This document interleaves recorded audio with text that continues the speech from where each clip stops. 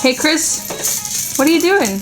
Picking up pennies. Why are you picking up pennies? Well, I wanted to try to show something here. What are you trying to show? And what? Well, that pennies are dirty and you know, all that kind of stuff. But what I'm trying to do here is I've got a couple piles. Okay, well, you actually got 3 piles, but you got some pennies on the floor here. Pennies on the floor, but that's because I know how many are there. And how many are there, Chris? Well, here. Well, geez, I'm not Rain Man. Okay, keep going. So basically, what I'm saying is I have 2 piles. Well, 3. But I'm going to make them into 2. Okay. And there's going to be 4. Well, you can see the 4, the small pile. Yeah. The 4 in the small pile. So, Let's see. I always like to use pennies because, they're ones and they're individuals. Okay. So these pennies are individuals.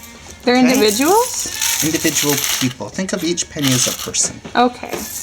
Wow, that's a lot of pennies you're putting into that second pile. Yeah, it's the good. Well, it's the larger pile. Let's not try to put labels on things. Okay, you're right. They are. It's the larger pile. The larger pile. Definitely. The larger pile of people. Of people. And the total amount in this pile is 480. Why 480, Chris? Well, 480. Well, there's 2 numbers I heard today. I heard 4 and 480. Okay. And, you know, someone who likes simple math like myself was able to comprehend that to a degree. To a degree. And I thought I'd put a display up here just to let everyone else comprehend that. 4 is how many Israelis have died in this last week with the incursion into the Gaza Strip. Now it's a foot assault as well. So I'm sure that number will go up because they are you know, going to try to come on in and occupy the Gaza Strip, I'm sure. But this 480 here represents how many Palestinians have died in this week. So when they talk about the Cartouche rocket attacks increasing over this time, up to 60 a day, still the total amount of people that have been Israelis that have been killed, we're all people, I guess, and it's still 4. Okay, so 4 versus 480, that's quite a substantial difference. I mean, 4. Yeah. Oh, essentially, you know, gotta catch the lizard.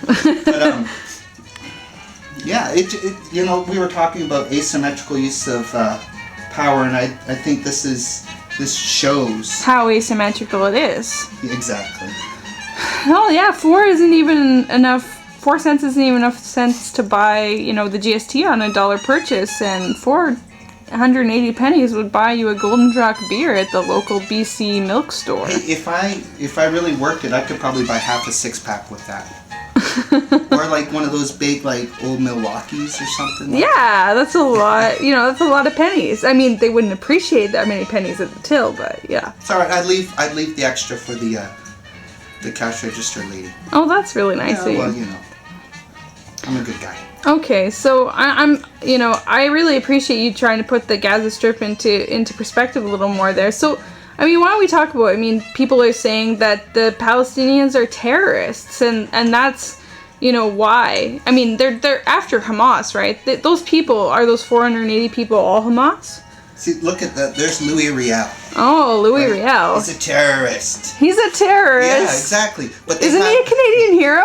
Well, I think he was maybe the second or the third, or maybe even the voted the greatest Canadian of all time. He was right up there. Oh, that was Tommy Douglas. I'm sorry. Tommy Douglas was the #1 Canadian. But we all like healthcare. Right, exactly. Go NDP. So anyway, so Louis Riel, yeah, you know, killed for treason, and wasn't he the president of Manitoba? I think he was elected as their sitting member of parliament for the 12 years that he was in exile. In exile down in the States. Wow. So, you know, it's interesting. So one man's terrorist, or, you know, is another man's president or freedom fighter. Yeah, I guess so. Exactly. I'm sure Thomas Jefferson, George Washington, Benjamin Franklin all would have been hung by the King of England for treason as well. If they could have gotten a hold of them. If they could have gotten a hold of them. But they didn't have long-range bombers back then. Not like the Israelis. No.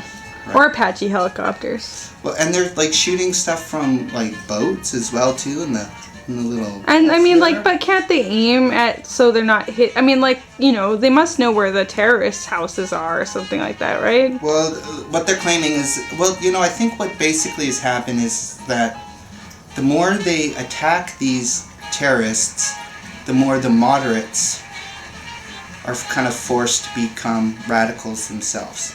Well, so they're gonna lose their moderates. Well, I mean, if which is great if you want a war. If you basically just want to like set up one side against the other and wipe them out and say enough of that, so give us back the Gaza Strip and the West Bank, and it plays out to an end game that works out pretty good for war. For war, okay. And selling war things. Well, war things are worth a lot of money, aren't they? Don't a lot of people work in that sort of field? I mean. Well, I don't work in that sort of field, so I wouldn't know. Okay, me either. So, Chris, when we change topics a little bit, I've heard that George Clinton might become senator of New York. George Clinton and the P-Funk All-Stars? Oh, yeah, George Clinton. That'd be sweet. Sorry. How about Bootsy? Because, I think what should happen in New York... What? Is like, this Caroline Kennedy. Who's Caroline Kennedy? Don't you know? No.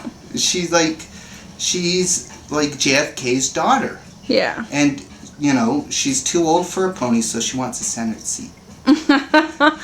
That's great. So George Clinton. It should have been Bill Clinton. Can we talk about Bill Clinton? Yeah, that's what we're talking about.